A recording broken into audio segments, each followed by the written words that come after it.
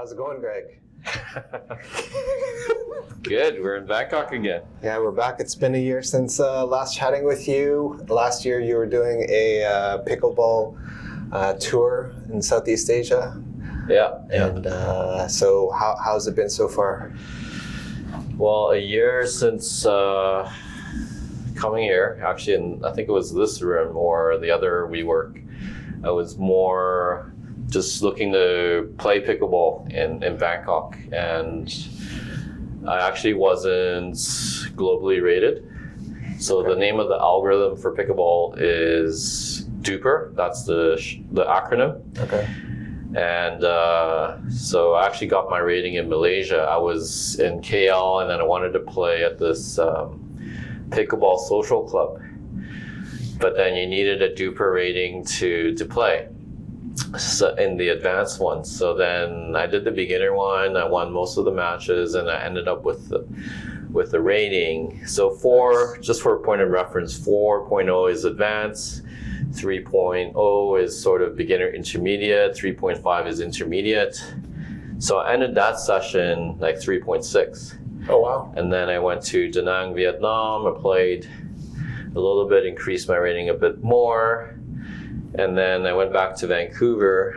So yeah, actually a lot has happened since going back to Vancouver and playing pickleball. I did some tournaments, I did some ladders or block box league where you play other players regularly in your tier.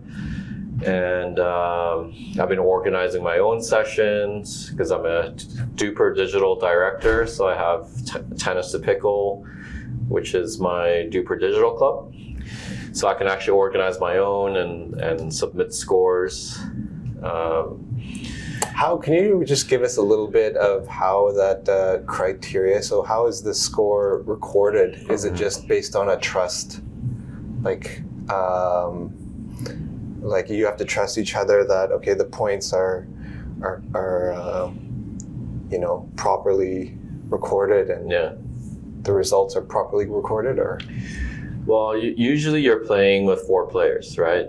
So the first you need consent from everyone that the session you're playing is going to be, we're going to record and submit the scores. And then, of course, you play the games. You play the games for your session, and then you record them right after the round. And on some of the apps, you need to verify them. So the 3 other players. So that's your check and balance. Yeah. Okay. But I mean, if all 4 players are, you can collude and, let's just say, let's just let Greg win every single one 11-0 and everyone agrees to it, which they wouldn't because then it affects their rating, right? Right. So, yeah. So that kind of keeps everything. So have you ever had a situation where someone might be using someone else's phone, or like they're, they might play for someone else's profile? Or is that just? I never thought about that, but yeah, I mean, in Vancouver, everyone knows. Yeah. Everyone generally. Okay, so, and you're. I mean, it's quite a tightly integrated system. The system that you use to book these courts is called Court Reserve, and they link it to your DUPR ID. Okay. Yeah. So it's really, I would say, difficult to fudge the system. I see. Yeah. Okay. So have you acquired any new equipment since the last time you were in Southeast Asia? Yeah, so I was playing with a Vatic Pro Prism Flash when I came here last time. Okay. Went over to Vietnam, and then I actually had, this is known as a good value paddle. It's not the high end, like $300 plus paddle that we see with the Eula Perseus Pro, which is what the #1 player Ben Johns plays with. That one's like $300 plus. But I took my Vatic Pro, which is like 150 Canadian, to Vietnam, and I had some people being jealous of me, because there's just playing with a lower quality paddle. Okay. But yeah, since then I've been demoing and trying out different paddles. From the high end, Selkirk boomstick is probably like the Ferrari of paddles, and one that I really like. Okay. That's like going for over 400, and but yeah, I've upgraded to the Vatic Pro V7, which uses thermoform technology, which is basically it's just the current generation. It matches up to the current paddles because every year there's new improvements to the paddles. It gives more power, more spin, and it's important to keep up. Otherwise, you're at a disadvantage if the people you're playing with are at the similar or higher level, right? Right. Yeah. Interesting.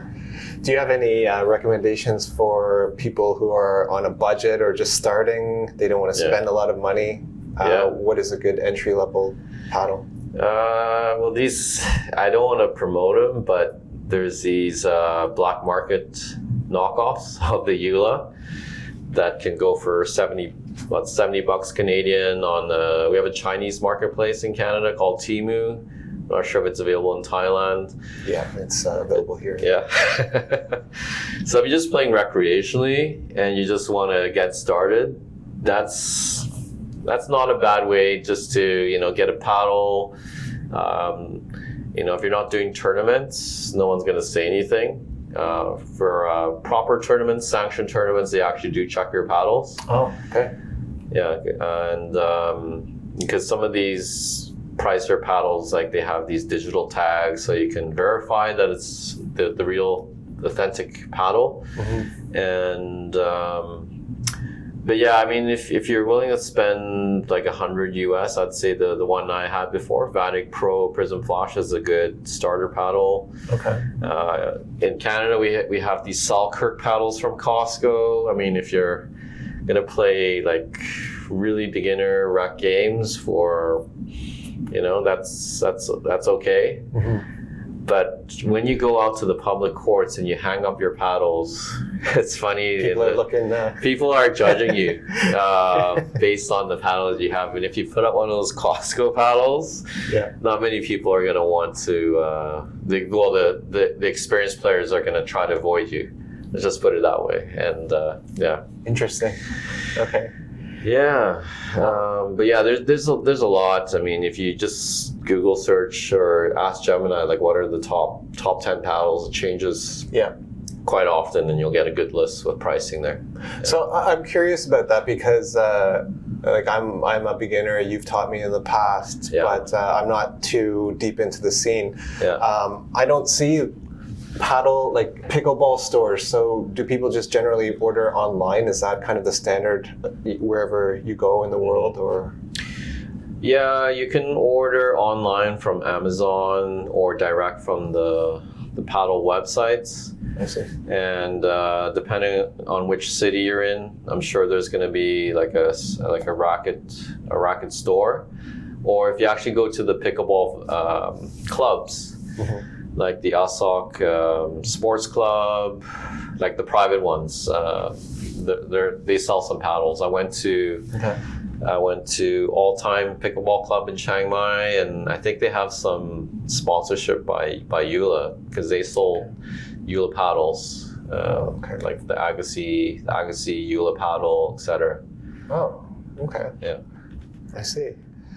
So this is kind of a hot topic.